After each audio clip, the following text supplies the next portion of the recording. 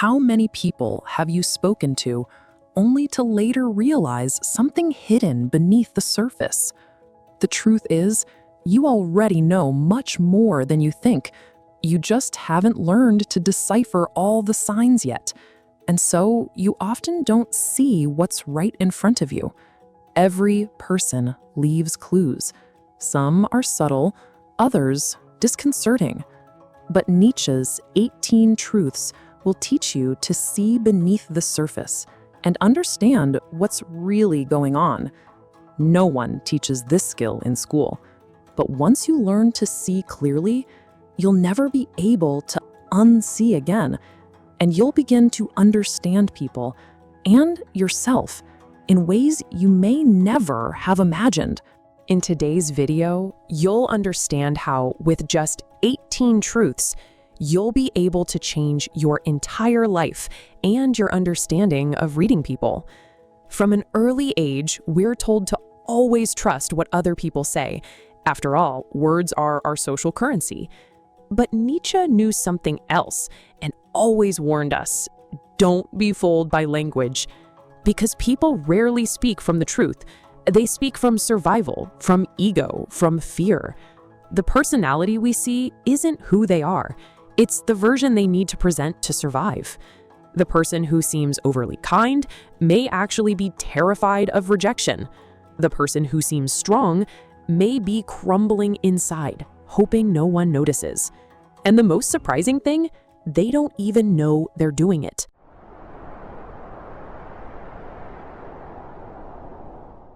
Nietzsche once said that behind every form of power lies a story of impotence. And when it comes to human behavior, this couldn't be more true. What looks like confidence is often shame in costume. What appears as strength may be the residue of long-standing weakness. A mask is not a deliberate lie. It's a shield fused to the skin. Over time, the person forgets it's even there. Like a soldier who's worn his armor for so long, he no longer feels its weight. But the armor shapes how he moves, how he breathes, how he touches the world. Think of daily life as a theater of survival, where each person walks on stage carrying scripts written in childhood, costumes stitched together by fear, rejection, and the desperate need to belong.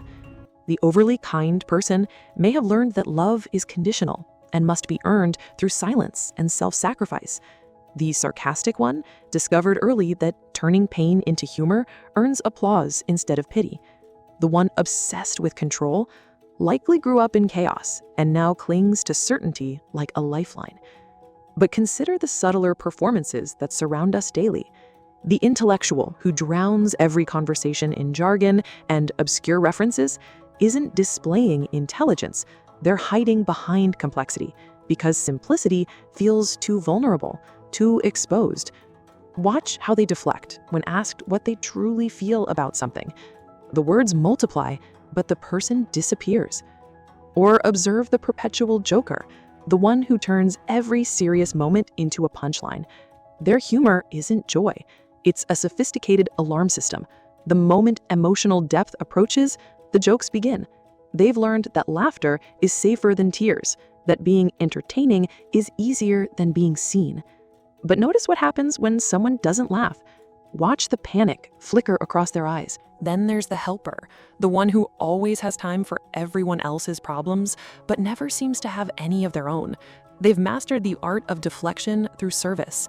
By focusing on your wounds, they never have to acknowledge their own.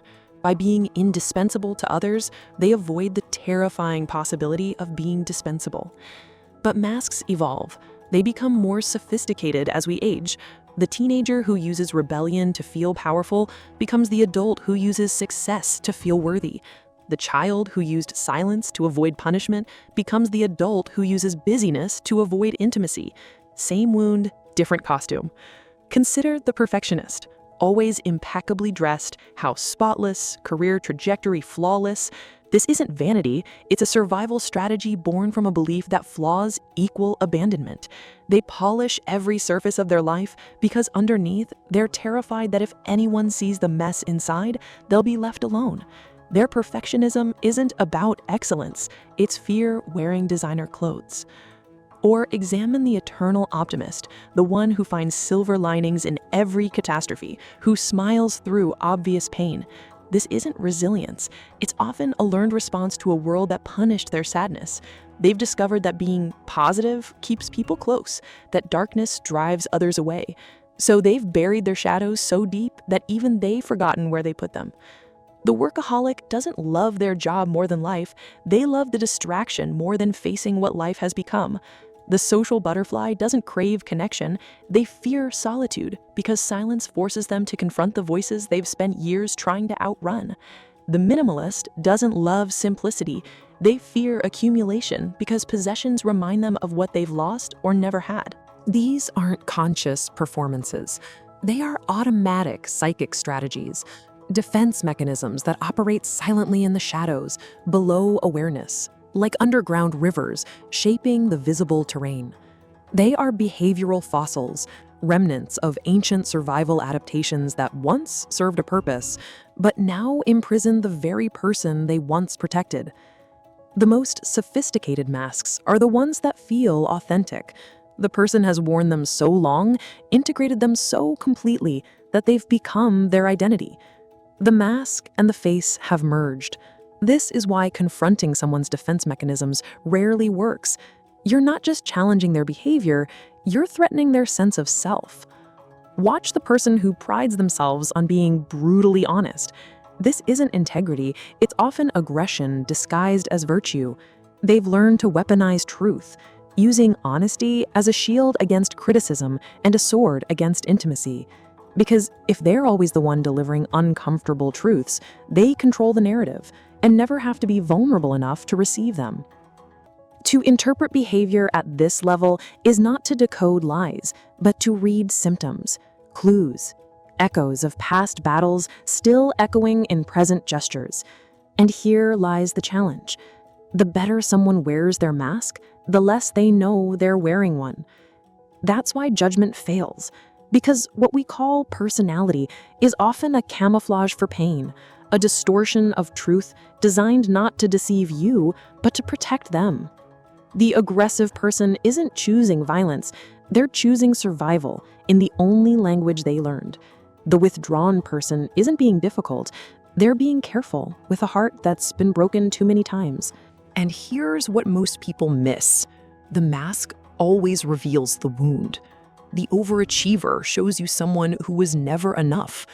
The people pleaser reveals someone who learned love was conditional. The controller displays someone who once felt utterly powerless.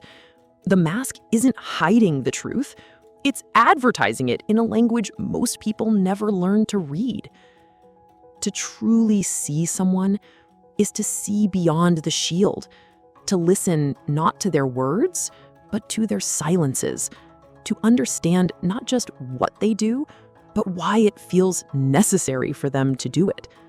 Because behind every mask is a child who once needed protection and never learned it was safe to remove it.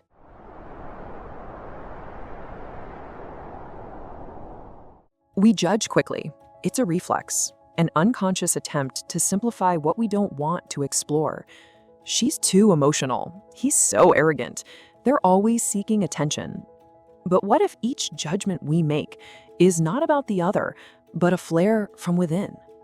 Projection is not a concept reserved for textbooks. It's a daily psychological mechanism, as automatic as breathing. Imagine your psyche as an old film projector in a dark theater. The film, your unprocessed emotions, your disowned qualities, your unhealed wounds, runs continuously in the darkness of your unconscious. But instead of projecting onto a movie screen, you project onto people. You see in others what you can't tolerate in yourself. The needy person triggers the part of you that once begged for love and was taught that need equals weakness. The overconfident one awakens your hidden shame, the voice that whispers, "You're not enough, never have been, never will be." The distant one reminds you of how far you've drifted from your own vulnerability, how you've built walls so high you can barely see over them anymore. It's like standing in a hall of mirrors, each reflection slightly distorted and yet strangely familiar. What disturbs us most in others often reveals a wound still bleeding under our skin. The person who infuriates you with their self-pity may be reflecting your own unacknowledged victim mentality. The one whose arrogance makes your skin crawl might be showing you the grandiosity you've never dared to own. But here's where psychology becomes poetry. We don't just project our shadows onto others. We also exile our light.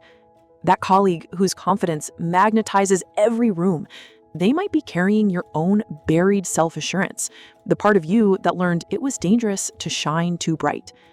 The friend whose creativity flows so effortlessly, they could be reflecting your own suppressed artistic soul, the one you silenced when someone told you that dreams don't pay bills. This is the cruel irony of projection. We often hate in others what we've forbidden in ourselves, and worship in others what we've convinced ourselves we could never be. The intensity of both reactions, hatred and admiration, signals the same thing: a disowned part of your psyche demanding recognition. Consider the person who constantly irritates you with their attention-seeking behavior. Dig deeper. What part of you was taught that wanting to be seen was shameful? What part of you still aches to be noticed, appreciated, celebrated, but has learned to call this need pathetic? Your judgment of their visibility might be your own invisibility, screaming for acknowledgement. Or examine your reaction to someone you consider overly sensitive. Why does their emotional responsiveness trigger such discomfort in you? Perhaps because you've spent years numbing your own sensitivity, building calluses over your heart, convincing yourself that feeling deeply is a weakness rather than a superpower. Their tears might be reminding you of all the times you swallowed your own.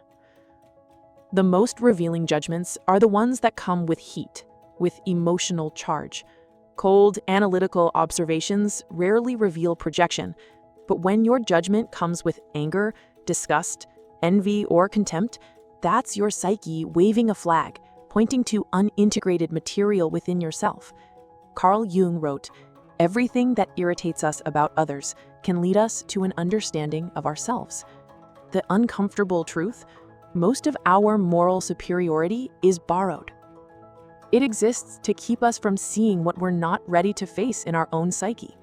Every judgment is a deflection, every criticism a projection, every "they should" is a displaced "I should." The more reactive the judgment, the more personal the pain. It's a signal not about who they are, but about what inside you hasn't been integrated yet. The mother who criticizes other parents' permissiveness may be wrestling with her own suppressed desire for freedom. The man who judges others' vulnerability may be terrified of his own softness. Here's what makes this process so unconscious. We exile parts of ourselves for good reasons. That aggression you judge in others, you might have suppressed it because it wasn't safe to express anger in your family. That neediness you despise, you might have learned that depending on others led to disappointment or manipulation. That grandiosity you can't stand, you might have been taught that confidence was arrogance, that shining your light would blind others. But what was once a survival strategy becomes a prison. The parts of yourself you exile don't disappear. They go underground, only to resurface as triggers when you encounter them in others. The very qualities you've worked hardest to suppress become the qualities you judge most harshly in the world around you. And then there's the shadow of privilege, judging others for struggles you've never faced. The person who's never known true poverty, judging someone's poor financial choices. The one who's never battled mental illness, dismissing another's weakness. The individual who grew up in stability, criticizing those who can't get their act together. Sometimes our judgments reveal not shared wounds, but blind spots, areas where our lack of experience masquerades as moral superiority. But here's the gift hidden in every projection. Each judgment is a map leading back to yourself. Every person who triggers you is offering you a chance to reclaim a lost part of your soul. The qualities you hate point to shadow work that needs to be done. The qualities you worship point to light that's waiting to be owned. So before labeling someone, ask, What in them feels too familiar? What part of me wants to look away? Because what we exile in ourselves, we end up hating in others. And what we refuse to feel within, we'll continue to see reflected everywhere we look. The person standing in front of you isn't just themselves. They're also a messenger from your unconscious, carrying parts of you that you've disowned, forgotten, or never dared to claim. Until you learn to read these messages, you'll keep thinking your reactions are about them when they've always been about you.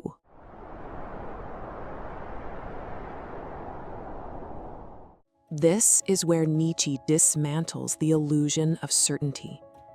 There are no facts, only interpretations. At first, it feels disorienting. If there are no facts, what can we trust? But look deeper. It's not about denying truth.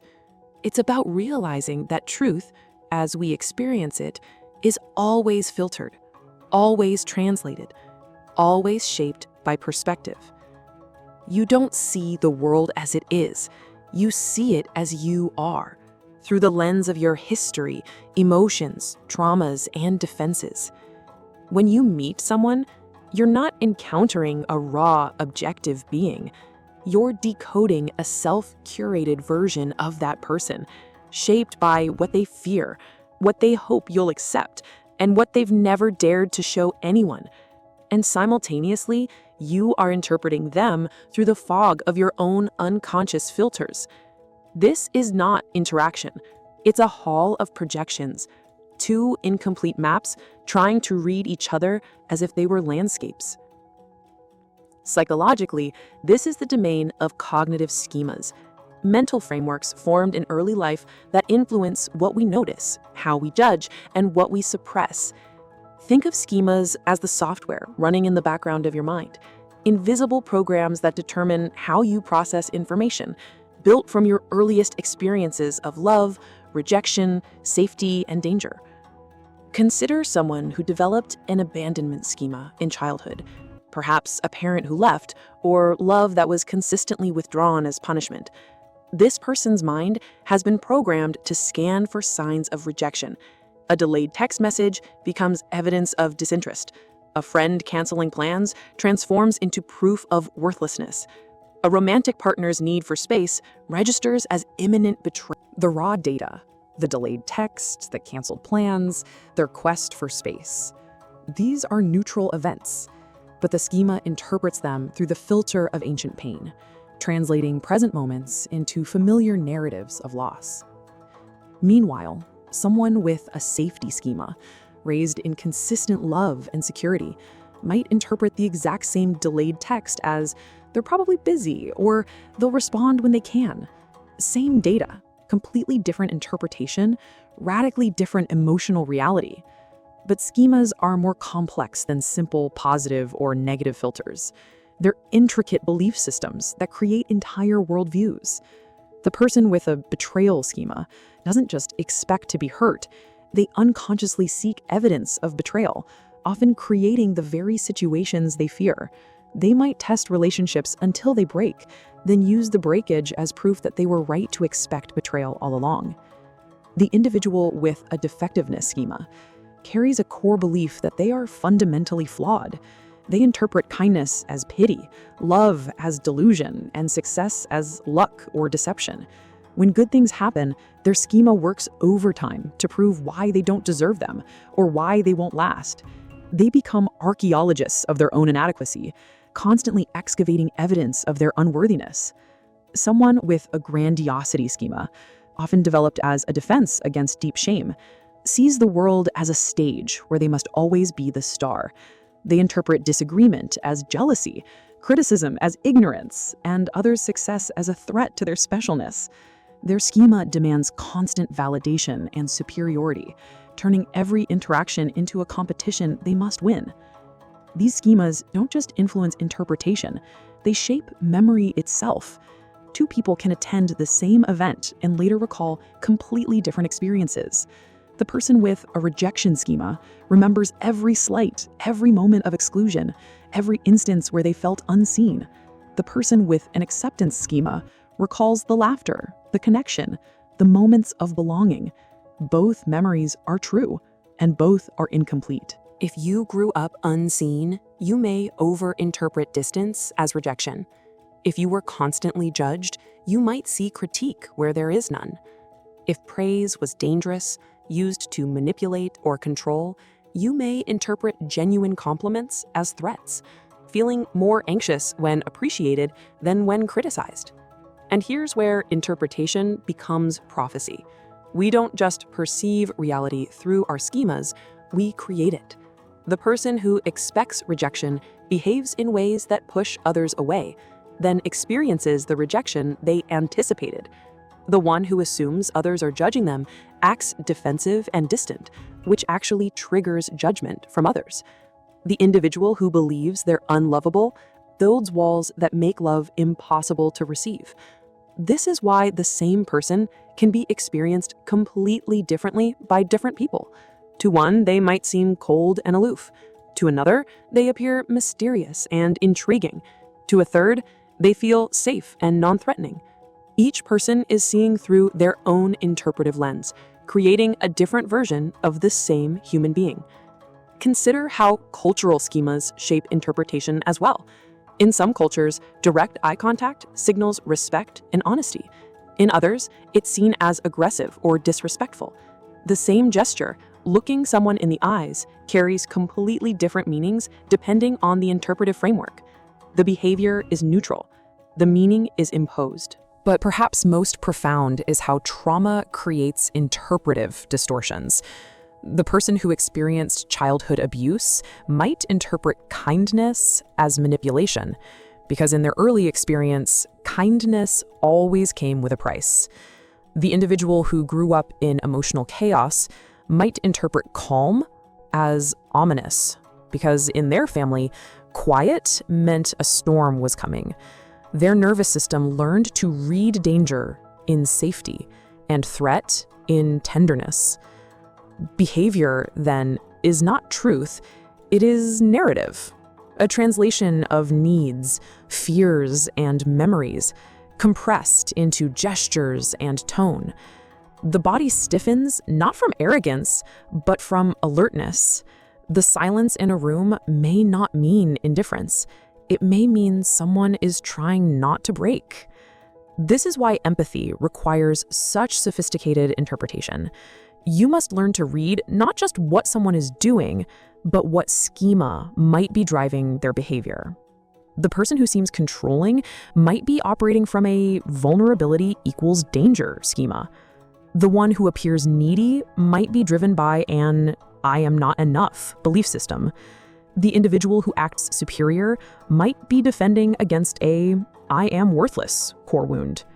And this is why interpretation is not just a skill, it's an act of responsibility. Because how you read people becomes how you treat them. Your schemas don't just shape what you see, they shape what you create. So next time you find yourself certain about someone, pause. Ask, am I seeing clearly or just familiar patterns wearing someone else's face?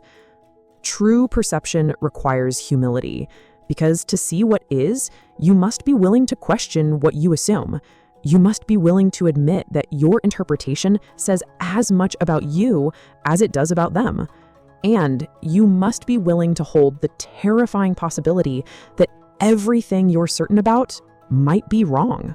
Before we move into how to begin rebuilding yourself, comment below, I'm learning to see.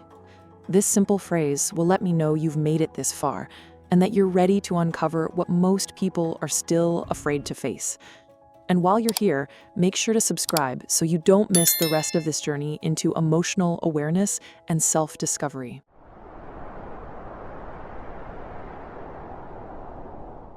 Not every scream is loud. Not every wound bleeds where you can see it. Some truths live in avoidance, and what people don't say, don't ask, don't react to. That's why reading people isn't about listening harder. It's about listening differently, listening to absences, hesitations, patterns of escape. But silence itself has a language. rich and varied as any spoken tongue. There's the comfortable silence of intimacy, the kind that exists between people who have moved beyond the need to fill every space with words. This silence breathes. It has weight without heaviness, presence without pressure. Then there's the awkward silence of unspoken tension, thick, charged with everything that wants to be said, but can't. This silence crawls across the skin, makes hearts race, begs to be broken by nervous laughter or sudden topic changes. It's the silence of secrets pressing against closed lips. But perhaps most profound is the protective silence of trauma, the quiet that surrounds wounds too deep for words. This silence has texture, like scar tissue. It's not empty, it's guarded. When someone falls silent at the mention of family, when their voice changes, discussing their childhood, when they skillfully redirect every conversation away from their inner world, they're not being secretive. They're being careful with places that still hurt to touch. Consider the different qualities of silence that reveal inner landscapes. There's the hungry silence of the attention-starved, the person who goes quiet when they're not the center of focus, not from arrogance, but from a deep fear of being forgotten. Their silence isn't peaceful. It's anxious, watching, waiting for an opening to be seen again. The proud silence of the wounded, someone who's been hurt but refuses to show it. They withdraw not from disinterest, but from dignity, protecting their pain from becoming someone else's entertainment or pity. This silence has walls, but the walls are made of self-respect, not fear. The exhausted silence of the overgiver, the person who spent so much energy caring for others that they have no words left for themselves. Their quiet isn't rejection, it's depletion. They're not pulling away from you, they're trying to find themselves again. And then there are the silences that speak louder than words. Watch what happens when you mention success to someone who minimizes their achievements. Notice the pause, the deflection, the way they change the subject. That silence is carrying years of messages about not being too much, not outshining others, not taking up space they weren't explicitly given. Observe the person who goes quiet when emotions are expressed around them. They're not uncomfortable with your feelings, they're terrified of their own. That silence is a protective barrier, built by someone who learned early that emotions were dangerous, unpredictable, or unwelcome. But reading silence requires understanding context. The same quiet can mean completely different things depending on who's holding it and when it appears. The silence that follows a compliment might reveal someone who's genuinely surprised by praise, someone who's suspicious of it, or someone who's so used to being criticized that kindness feels foreign. The silence after you share something personal might indicate someone processing deeply, someone feeling overwhelmed by intimacy, or someone who simply doesn't know how to respond to vulnerability. Pay attention to the micro silences too, the split-second pauses that reveal internal editing. When someone stops mid-sentence and restarts, they've just censored themselves. What were they about to say that felt too dangerous, too revealing, too true? When someone's voice catches on a particular word, when they clear their throat before certain topics, when they speed up their speech to rush past specific subjects, they're giving you a map of their tender places. The one who changes the subject when emotions arise may be protecting a place too raw to revisit. The one who dominates every room might be terrified of being forgotten once the silence returns. And the friend who never checks in on you, perhaps they learned long ago that no one checked in on them, and they've convinced themselves that this is normal, that caring is optional, that everyone is as alone as they've always been. These aren't excuses, they're entry points. Every defensive behavior is like smoke, and if you follow it, you'll often find fire buried under layers of emotional ash. The mistake we often make is mistaking surface behavior for character. But the truth is, people don't show you who they are. They show you what they think will keep them safe. Watch the person who apologizes for everything, even things that aren't their fault, even things that don't require apology. They're speaking in the language of survival, trying to deflect anger before it can strike. Listen to how someone talks about their achievements. Do they minimize, deflect credit, or seem genuinely uncomfortable with praise? You're hearing the echo of a voice that once told them they were too much, too proud, too visible. Notice the architecture of avoidance. Some people are master builders of conversational detours. They can redirect any topic that gets too close to their core wounds with such skill that you don't even realize you've been led away from something important. They're not being manipulative, they're being self-protective, using distraction as a form of emotional first aid. The person who always asks about your life but never shares their own isn't being polite, they're hiding. The one who responds to every serious moment with humor isn't being fun, they're deflecting. The individual who intellectualizes everything isn't being smart, they're avoiding feeling. But here's what requires the most sophisticated listening: the silence of shame. This is the heaviest quiet, carrying the weight of secrets that feel too terrible to speak. It's the silence that follows when someone accidentally reveals too much and immediately regrets it.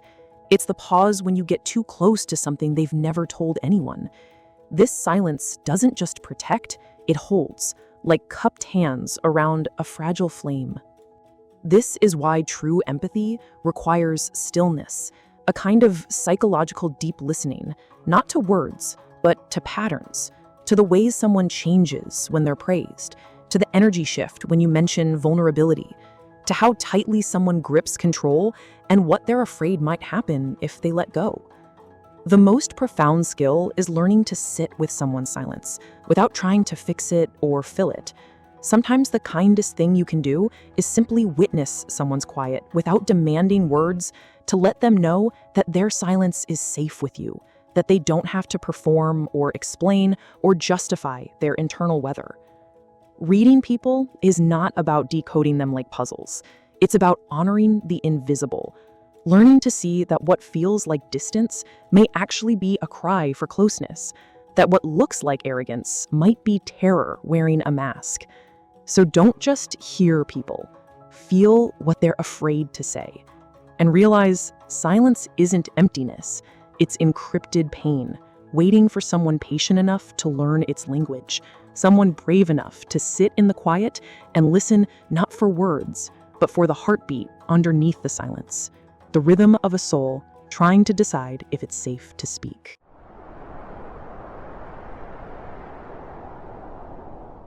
Here's the paradox most people never realize. The more you study others, the more you are staring at fragments of yourself.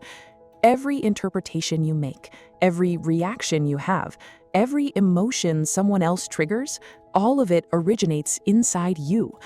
So the journey of reading others doesn't end in insight, it loops back to you.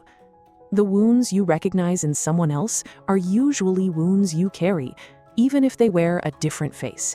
The behaviors that frustrate you most are often traits you repressed, disowned, or silently feared in yourself.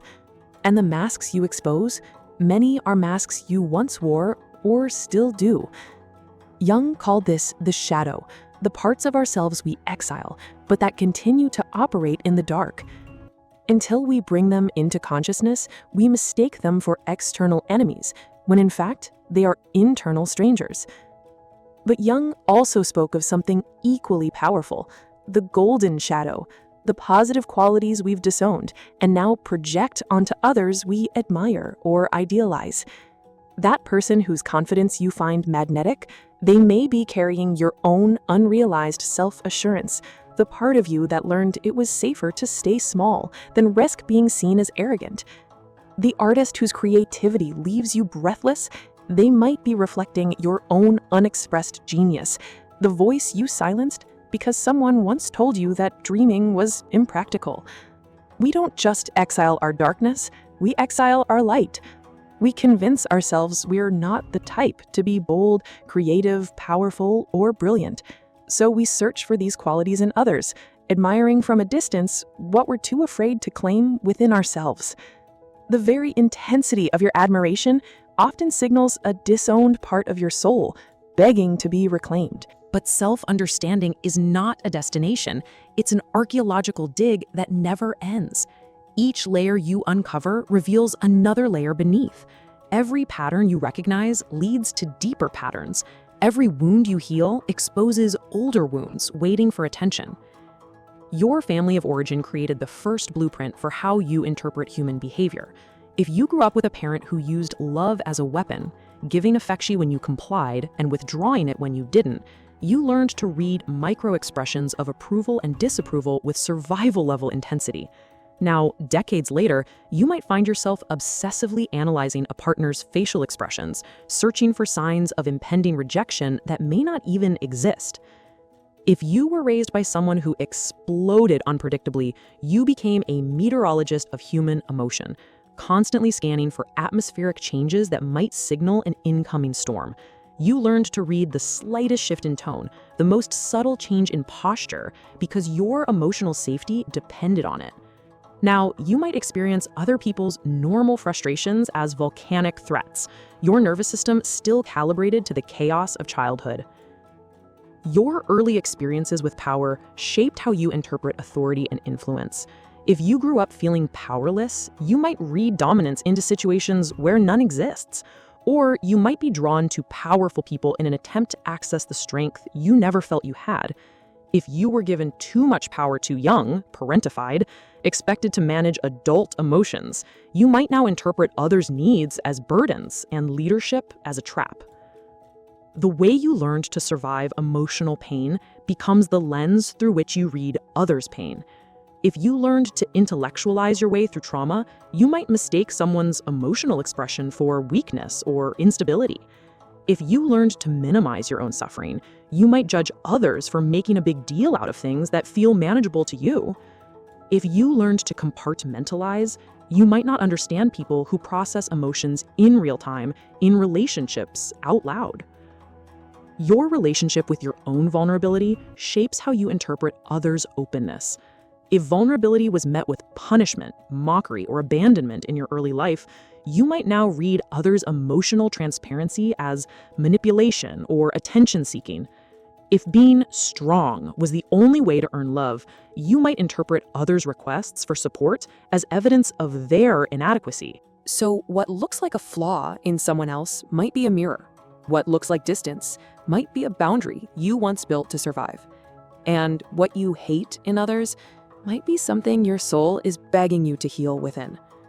But equally, what you worship in others might be your own unrealized magnificence, projected outward because you've forgotten it belongs to you. The person who triggers your deepest rage may be showing you the part of yourself you've judged most harshly. The colleague whose neediness irritates you might be reflecting your own disowned dependency, the part of you that learned it was dangerous to need anyone. The friend whose confidence you find off-putting might be mirroring your own suppressed self-assurance, the voice you silenced when someone told you that knowing your worth was arrogance. The one who awakens your deepest envy may be living the life you've convinced yourself you don't deserve. And the one who makes you feel most alive, they're probably reflecting a version of yourself you've buried under years of shoulds and can'ts and not for people like me. But here's where self-understanding becomes self-compassion. Once you realize that your reactions to others are often reactions to disowned parts of yourself, judgment begins to soften. The person who annoys you with their neediness stops being too much and starts being human. The one whose anger triggers you stops being toxic and starts being someone who learned a different language for pain. This doesn't mean accepting harmful behavior or abandoning boundaries. It means understanding that the emotional charge you feel in response to others is information, data about your internal landscape that you can use for healing rather than judgment. The deepest level of self-understanding involves recognizing your own survival strategies, the unconscious patterns you developed to navigate a world that once felt dangerous. Maybe you learned to be invisible to avoid criticism. Maybe you learned to be perfect to earn love. Maybe you learned to be entertaining to prevent abandonment. Maybe you learned to be helpful to feel valuable. These strategies served you once, They kept you safe when safety felt impossible, but they also shaped how you read others' behavior. The person who disappears when conflict arises might trigger you if your strategy was to fight. The one who seeks perfection might annoy you if your survival depended on being good enough.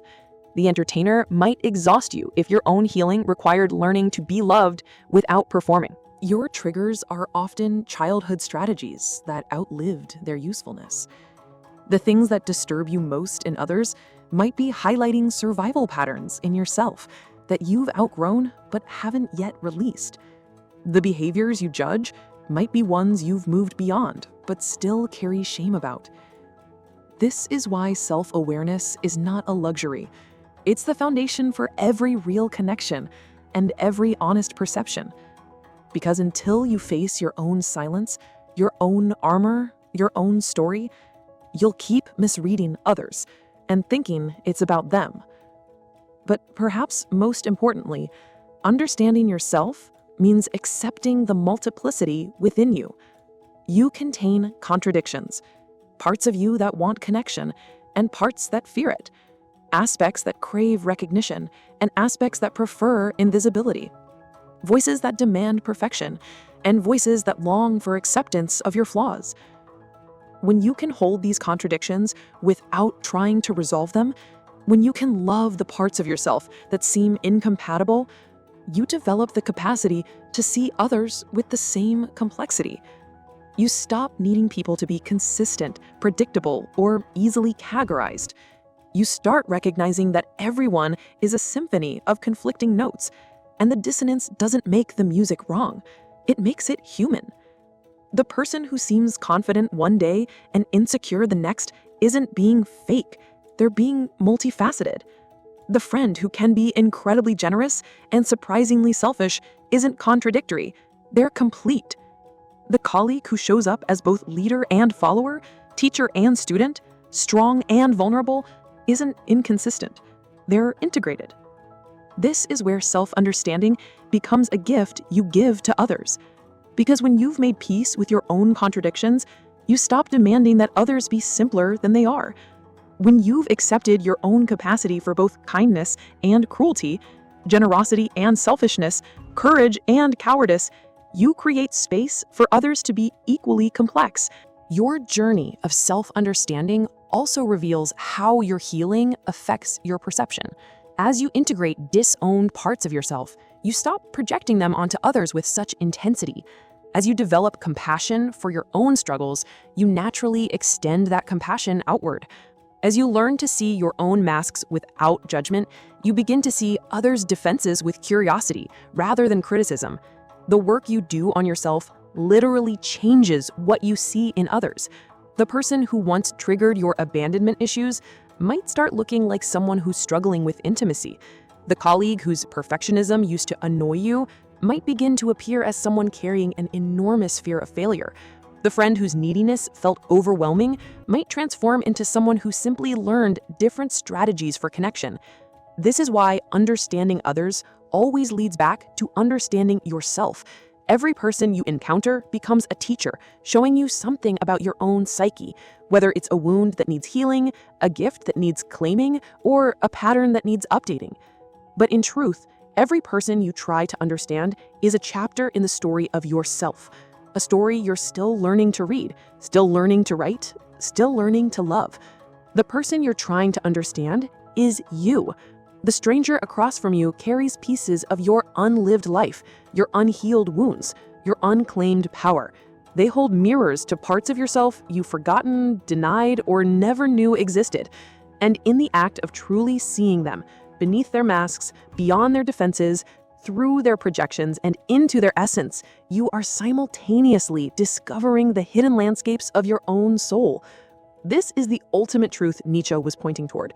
There is no separation between observer and observed, between the one who reads and the one being read. We are all fragments of the same human experience, scattered across different bodies, wearing different faces, but fundamentally connected by the same desires for love, understanding, safety, and belonging. When you learn to read people with this level of depth and compassion, you're not just becoming more perceptive, you're becoming more human. You're developing the capacity to see beyond the surface performances to the tender humanity underneath. You're learning to respond to people's deepest needs rather than their surface behaviors. And in this process, something magical happens. The more clearly you see others, the more clearly you see yourself. The more compassion you extend outward, the more compassion flows inward. The more you understand the complexity of others, the more you accept your own contradictions. You begin to realize that everyone is doing the best they can with the tools they were given, the wounds they carry, and the stories they believe about themselves. This doesn't excuse harmful behavior, but it explains it. It doesn't eliminate the need for boundaries, but it changes the energy behind them. It doesn't require you to accept everything, but it allows you to understand everything. The deepest level of reading people is recognizing that beneath every personality, behind every mask, beyond every defense mechanism, there is a soul trying to find its way home to itself. Some people are farther along in that journey than others. Some have tools you don't have. Some carry wounds you've never experienced. Some have access to parts of themselves that you've forgotten exist within you.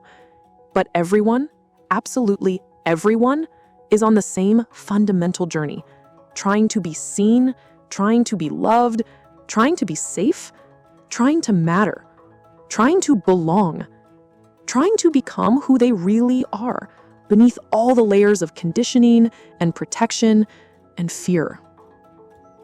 When you can see this universal truth in every person you encounter, reading people stops being a skill and becomes an act of recognition. You're not decoding strangers, you're recognizing family. You're not analyzing behavior, you're witnessing the human condition in all its beautiful, tragic, complex, contradictory glory. And in that recognition, something shifts. You stop trying to figure people out and start trying to meet them where they are. You stop judging their strategies and start honoring their survival.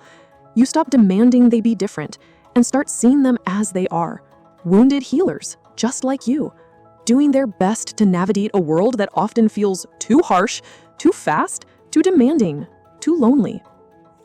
This is the ultimate gift of learning to read people. It teaches you to love them, not because they're perfect, but because they're perfectly human. Not because they have it all figured out, but because they're beautifully, messily, courageously trying to figure it out, just like you. The person you are trying to understand is you. And the deeper you go into that understanding, the more you realize that we're all just walking each other home, to ourselves, to each other, to the truth of who we are, beneath all the stories we tell and the masks we wear and the games we play to stay safe in a world that taught us it was dangerous to be real. You were never meant to be understood. You were meant to be felt. Let them call it coldness. You'll know it's clarity. Let them say you're distant. You'll know it's discipline. Because you don't explain power. You embody it. And from this day forward, you're no longer building a version of yourself for others. You're building a legacy that starts in silence and echoes in every room you enter. If you made it this far, it's because you needed to hear this message. Take a moment now and check out our last video, Reprogram Your Life with the Machiavelli Method, Cold, Fast, Unstoppable, to continue this path of radical transformation through emotional discipline, self-mastery, and inner power. And if you haven't subscribed yet, consider doing it now, so you don't miss any part of this path. Until next time, take care of your mind, your soul, and your truth. You're not alone on this path. Not anymore.